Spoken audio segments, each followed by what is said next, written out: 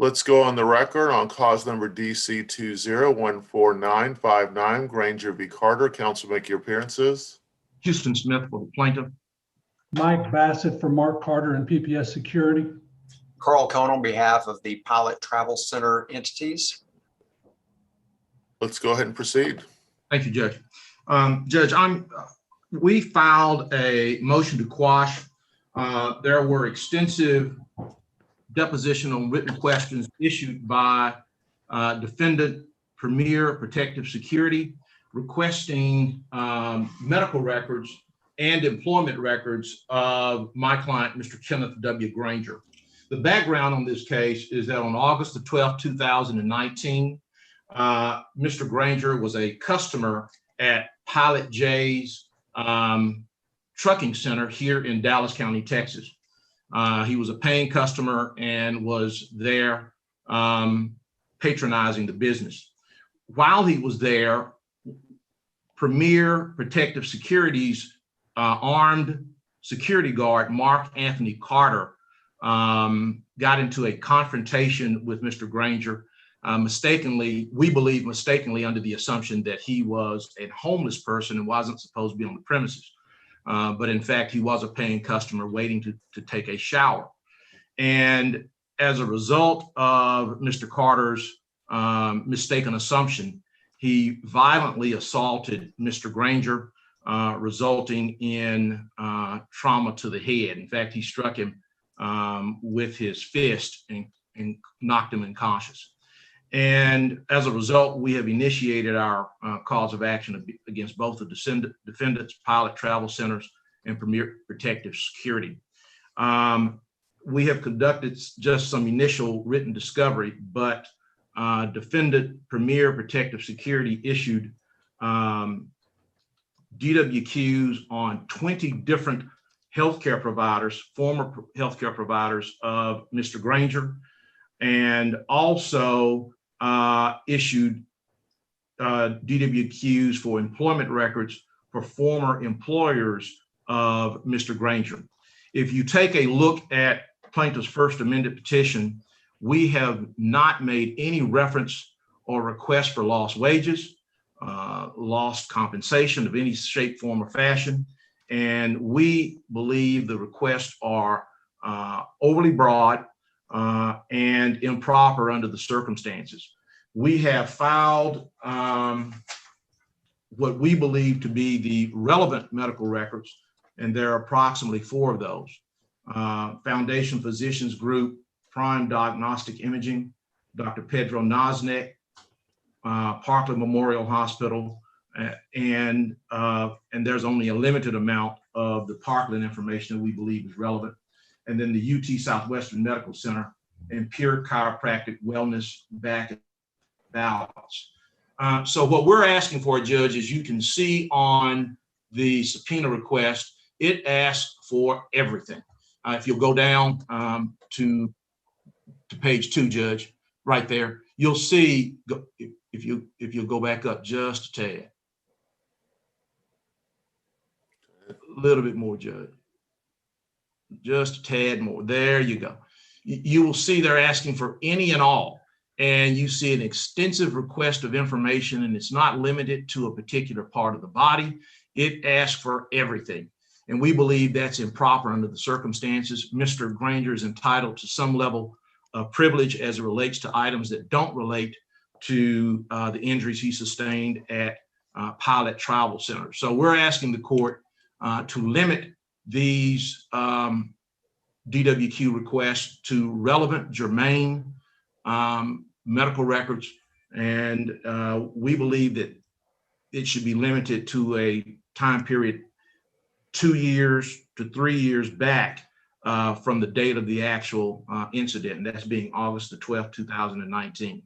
We're asking for a wholesale protective order against the employment records because it does not relate. He was not on the job at the time. He's not asking for lost wages, lost compensation. No loss of earning capacity allegations are contained within our petition or in our disclosure responses. So we're asking that the court disallow the defendants any access to Mr. Granger's employment records. So essentially, Judge, that's what we're asking for, to narrow this down to. Sounds good. That sounds good.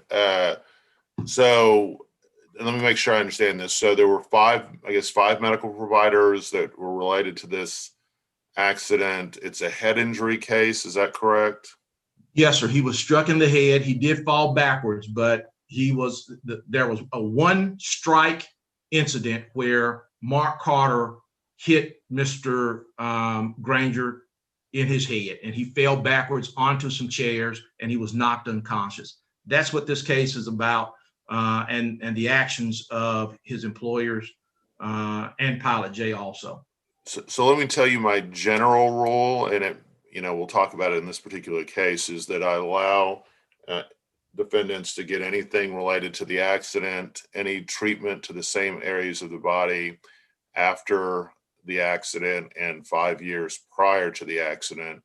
It does get a little more complicated sometimes with head injury cases, but that's generally my approach. Is the only injury to the head, or is there any other injuries? Judge, other than the fact that he did fall back on some chairs because it did knock him unconscious, the main focus is the head injury. Okay. Your Honor, may I be heard? Sure. Judge Mike Bassett for the defendant Mark Carter and PPS. I'm going to talk about three things. The first is the court doesn't need to do a thing on the medical records, Judge. I think Mr. Plaintiff's counsel may have forgotten the fact that on March 21st, 2021, all counsel entered into a Rule 11 letter regarding the medical records for the plaintiff. And in that Rule 11 letter, which what date again? What date again? March 21st, 2021. Isn't today March 15th, 2021? Excuse me. Sorry, Judge. February 21st. My apologies. Okay. I was just like, let me see. Okay, so go I ahead. try to be efficient, Judge, but not that efficient. We So entered go into ahead. a rule. We entered into a Rule 11 letter. All the attorneys that said, "Here's the deal. We know that the plaintiff had an accident and sued back in February of 2012. We told the plaintiff's lawyer, here's what we'll do.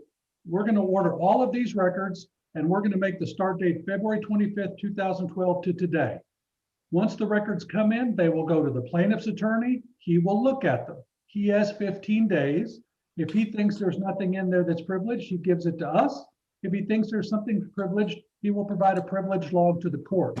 We have a mechanism in place, Your Honor, to deal with the medical records. And frankly, I'm confused why we're talking about the medical records, since all of the lawyers have an agreement on how we're handling that. All right. May I respond, Judge? Is this the Rule 11 agreement you're talking about? Judge, yeah, if you could just go to the top, I can tell you. It is. Yes, March All right, 1st, Your Honor. 1st. So, Judge, that covers all of the medical records. What I think the plaintiff's lawyers want to do is strike a new deal, and we have a deal. If he didn't like the deal, he didn't need to sign the Rule 11 letter, Your Honor.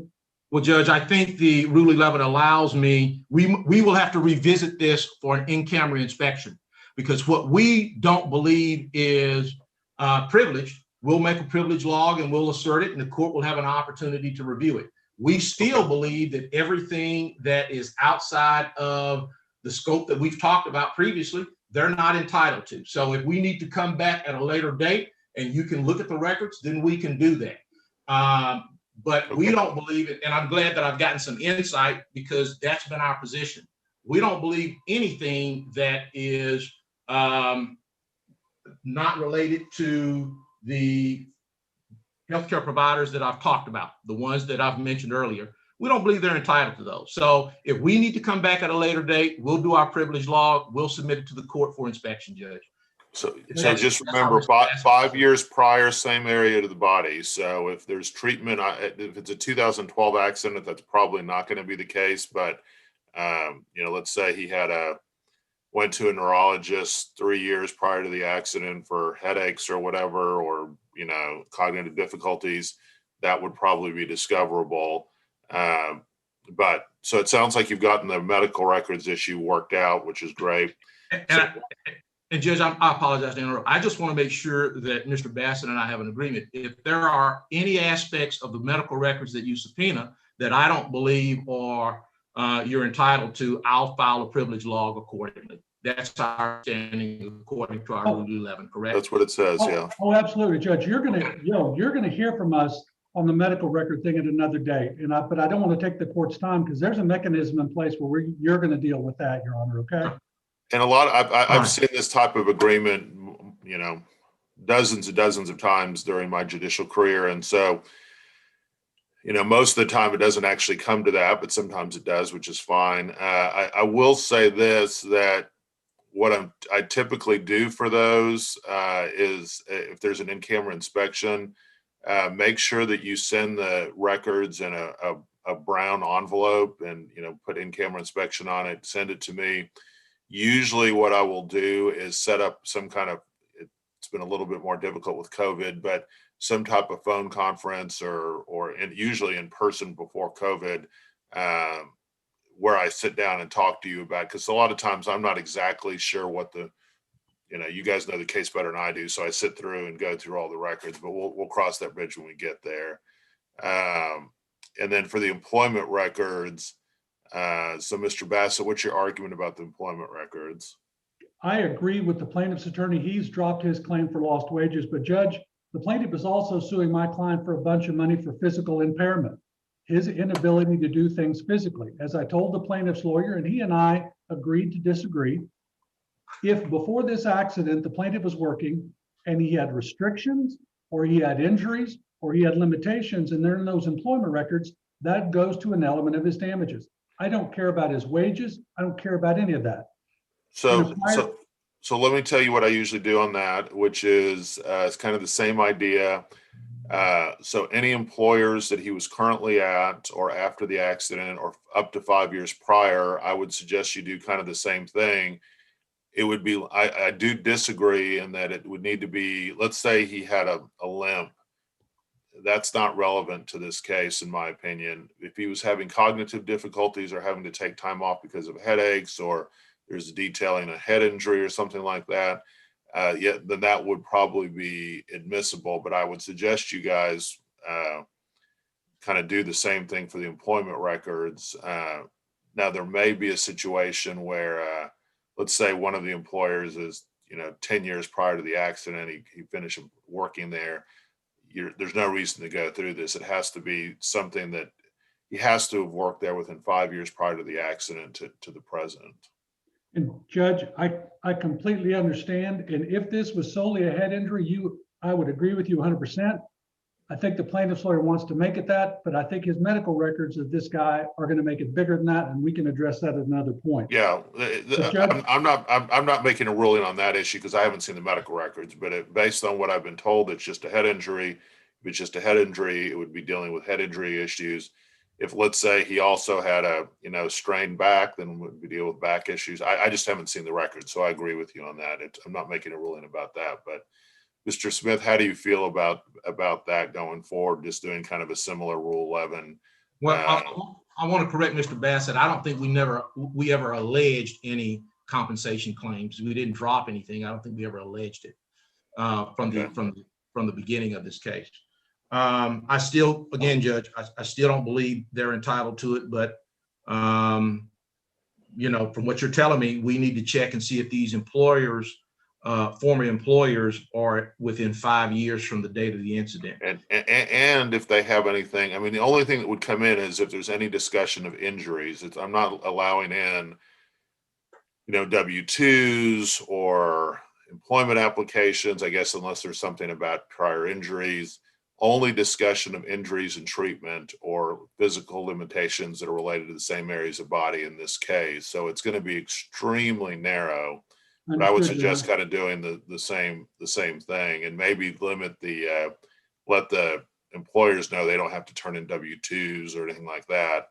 Judge, why don't we do this? I can work with the plaintiff's lawyer and we can just craft the language for the subpoena just so that's all they're getting, okay? Mm-hmm. Is that okay with you, Your Honor? That's fine with me. If it's okay with Mr. Smith. Well, let's hear from Mr. Smith if he's okay with that. Judge, I think I can work with Mr. Bassett on that. Sounds good. Anything else, guys? Timing, Your Honor. The date of loss is August of 19. 5 years prior would be August of 14. The Rule 11 letter we have in place goes back to February of 2012. I just need some guidance for the court so we don't have to come back. Since we've got the Rule 11 on medical starting February 25th, 2012, I would ask that that's how far we go back on employment. But if the court's going to limit it to 5 years, I'm fine. I would just rather get input. I'll leave it up to Mr. Smith, Judge, whatever. Yeah, just absolutely not. I mean, again, considering the fact that he's not making a lost wage claim, I just think it's overly broad to just go back. That's 5 years. Let's do 5 years prior to the accident. That's Judge. fine. Judge, So I that's did all. look, there is one other issue I want to chat with y'all about. It doesn't look like you guys have a trial setting on this case. Am I right about that? Judge, I prepared a scheduling order, circulated it. We had one hearing on this. I prepared a scheduling order that was consistent with the court's scheduling order, proposed scheduling order. Oh, I remember this. Yeah. And nobody has appeared to agree with it. Mr. Cohen's got it. Mr. Bassett's got it. Everybody's went silent after I circulated it. I've assured Mr. Heibel it is. Did we agree on a trial setting? We need to get a trial setting. Well, it says, no, I'm sorry. We do have one. It's 4/12/2022. Never mind. You're fine. I just didn't Well, Judge, see it. I guess maybe we should address the scheduling order because I've circulated it, and for some reason, I can't seem to get either defense counsel to sign off on it. What's the issue, Mr. Bassett? I'm looking here, Judge. I know what the one issue was the plaintiff's lawyer had from the day he filed the lawsuit to 90 days before trial to figure out which experts we had. And then we had, I'm looking here. 2 weeks. We had 2 weeks Yeah, afterwards. we have 2 I'm weeks. not trying to be rude. I'm not trying to be rude. Mr. Bassett's absolutely right. But the issue here is, Judge, in order to get past our disagreement on that, I just took the time and the order that you had prepared for us to follow. And that's what I've submitted. So I don't know what else we can do. We had agreements from the inception, and we couldn't make an agreement as to these expert issues. And so I went off of the form that you've provided to all the parties that are in your court, and they still don't want to agree to it. So Yeah, I don't know. let's be very clear. The only thing we disagree on, and I'm not going to speak for Mr. Cohen, the only thing we disagree on, we would simply like 30 days to be able to designate our experts. We're fine with all the other deadlines. I understand this is, I understand it is the court's standard order. I'm simply asking under the rules if we have 30 days to designate our experts, Your Honor. That's the only issue I have. Mr. Smith, are you okay with that? Or I don't really care either way. Judge, I'd rather go with what you provided to us, Judge. And Your Honor, for the record, we would like the 30 days as well, because Mr. Smith has had from the inception of this matter to go out and find experts or talk to doctors and whatever else, and then to give us 2 weeks after his designation date. We're only asking for an additional 14 days or another 2 weeks as the Texas Rules of Civil Procedure allow. Why don't we do this just to kind of, because I don't really want to fight about it, is why don't we just do 3 weeks, kind of split the baby? Would that work for you, Mr. Smith? Judge, I'll follow your direction. Let's do 3 weeks. I did notice that you do not have a mediator. Who did you want to use? I think in my proposed order, we had Mark Gilbert or anyone at Gilbert Mediation Services. Fine with that. Bassett's fine with that, Your Honor. Your Honor, Pilot agrees with that as well. Okay. I just make sure you include that. We didn't have that in there. Okay. All right, guys, just it sounds like we'll need an order on this. So just prepare an order, send that in. And anything else we need to chat about? No, Judge. I think that's it. None from us. Your Honor, may we be excused? You may. You guys have a great day. You be safe out there, You, Judge. okay? Good, Judge. Good to see you. Thanks, Judge. Thank Yeah, you. bye-bye. Guys. Bye.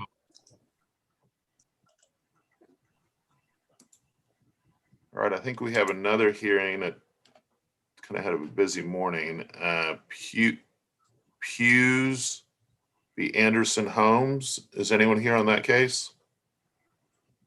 Your Honor, Scott Becker with the McCatherine firm on behalf of the plaintiffs, and I believe it's pronounced Payas. I'm sorry. But on the record, you got it, you nailed it. So